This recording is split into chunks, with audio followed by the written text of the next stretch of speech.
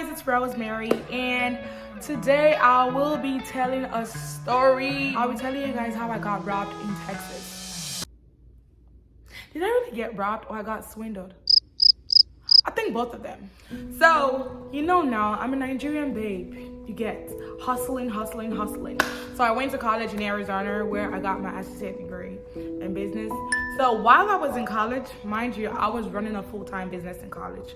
I was buying stuff from the cafeteria in school, and I'll sell in my room when the cafeteria is closed. So I braid people hair. I was just doing jama, you get, you know what I mean by jama. So part of what I do is I buy phones from eBay. I use them for a week to see if it's really good. If it's good, I resell them and I gain like $40 profit or like $50 profit. The least I've actually gained from those phones is probably like $30 because I resell them, right? So when I use them for a week, if it's not really good, I return them back to eBay and eBay refunds me back the money. But I was doing that in a very small town in Arizona called Yuma, because that's where I went to college, right? So then I moved to Houston, Texas. So in my head, I'm like, okay, this is what I'm doing in Arizona. And I was gaining, you know, some money from that business. So I'm like, when I moved to Houston, I will continue doing the business I'm doing. So I came to Houston, Texas. You know, I got a job, I was working, and I had like, I think I had like 2 or 3 friends then. 2 guy friends and 1 female friend. And mind you, whenever I go to sell the phones in Arizona, I have somebody who always accompany me to, you know, sell them. And I sell these phones off Letgo. There's an app called Letgo app, OfferUp, and Facebook. Most of the time I sell them through Facebook app. So people do buy from me then. So when I moved to Houston, Texas, I was like, okay, let me continue this business, right? Whenever you're selling anything, I know you might have known this, you might know this, but always meet in a public place and take pepper spray or taser anytime you're going. So when I moved to Houston, I was like, okay, I have people who wanted to buy the phone from me. And I told one of my guy friends at that time, I was like, hey, I have somebody who wants to buy the phone. He messaged me through the Letgo app, and it was like, oh, let's meet at this particular location. And my friends were like, okay, let's go together. One more advice, every time you're going to sell anything, always take somebody with you, because it is America. It is America. They will swindle you, they will commercialize your life, but let me go ahead. So we went there, me and my guy friends went there together to go see the person that wanted to buy the phone, right? I was like, okay, yeah, I mean, we'll go see you. So I was like, oh, we're on our way. It was like, okay, yeah, we should meet him at this particular place. It was a house.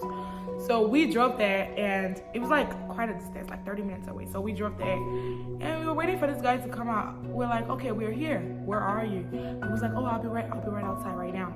You were waiting 10 minutes, he hasn't come outside.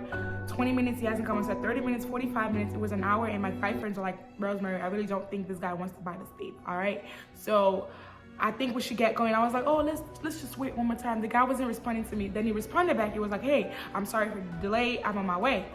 We were waiting. This boy did not show up. Hey! So we went to him. I told my guy friends, I was like, you guys are the reason why this guy ran away. Like, he was intimidated by you guys. You guys, you know, scare him up.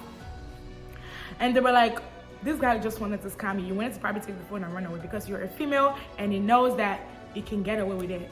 And I was like, no, I don't think so. That went. I was coming back from work. One particular evening, I was so tired, and I was tired, right? So mind you, every time I'm going to work, I take the phone that I want to sell. I take it with me. It's an iPhone 8 Plus, by the way. It was an iPhone 8 Plus. So I don't know what came on me. Somebody texted me and said, hey, I want to buy the phone. And in my head, I was like, oh. I looked at the address that the person said was Shimida. It was a public place. Like I said, if I could remember, a Fiesta store, like a Fiesta store, right? And I was like, okay, we can meet at that place. So when I checked the distance, it was literally 7 minutes away from where I was. All right, and the distance from that place to my house was like 30 minutes. So it was 7 minutes away from where I was at that point when I was driving. So I was like, okay, I'm just gonna, just go over there and go, just sell the phone. So I was driving, the person was texting me, he was like, okay, have you logged out of the iCloud and everything? Mind you, every time I want to sell a phone, I do not log out of my iCloud yet until the person gives me the money. And I don't know what came on inside me then. I logged out of the iCloud. I reset the phone to a very new phone. So if it was actually stolen, like, I cannot retrieve the phone back. I can't even Find My iPhone because I've logged out all my information from the phone. So I got to the place. It was a black dude that was there, and I was like, okay, hey, how are you? He was like, oh, I'm going in the blue shirt. So I saw him. It was like, we exchanged pleasantries, and I was like, how are you? He was like, oh, I'm okay. Can I see the phone? And I gave him the phone. And after giving him the phone, something in me I just felt like something wasn't really right. You get? It wasn't really right. So I took his phone. I was like, let me see your phone. Let me see the phone you're using. In my head, I'm like, if I took his phone, he wouldn't be able to run away with my phone, right? If I took his phone, mind you, his phone was crashed. And like, the screen was all broken and stuff like that. So he gave me his phone, and he was checking out the phone that I gave to him, right? So it got to a point in time, he was like, oh, can I have my phone back? So I gave him his phone, and it was like, okay, we go into the store, because they have ATM in the store, ATM machine in the store. So we were on our way to the store. Let me show you what happened. Let me push this thing. We were on our way to the store to go withdraw some money. I asked him first of all, I was like, do you have cash? You can just cash out me the money. Or do you have PayPal? He was like, oh, don't worry. Like, he has his card and he would just go withdraw the money. We were on our way to the store. If you see how this boy took off, it was going like this. We were going together. He just see what I did? He went like this. Hey! When I saw him go like this, hey, I ran after him. On another day, like, I'm not supposed to run after this guy because, first of all, I'm a lady. Second of all, I really don't know what he's up to. Maybe he had a gun on him or he had anything. But I was putting on flip-flops because I was coming back from work, and I try to get as comfortable as I can. You get? So I got out of my car in my flip-flop, and I ran after this guy when I saw him run. I ran after him and I couldn't catch up with him because I was wearing flip-flops. And number two, he ran in between, some houses. And that was the first time I ever got robbed. My heart was doing bing, bing, bing. Hey! I just stopped. I couldn't run after him anymore because I was like, I don't know if he was holding a gun or he could just shoot me. So what I did immediately was I called 911, and they came over there. They were like, hey, are you okay? Blah, blah, blah. You can't be trusting people that you're selling stuff to online. They checked the camera in the store and they saw what happened. They were like, well, they gave me a case number. Then they said they would try to do something about it.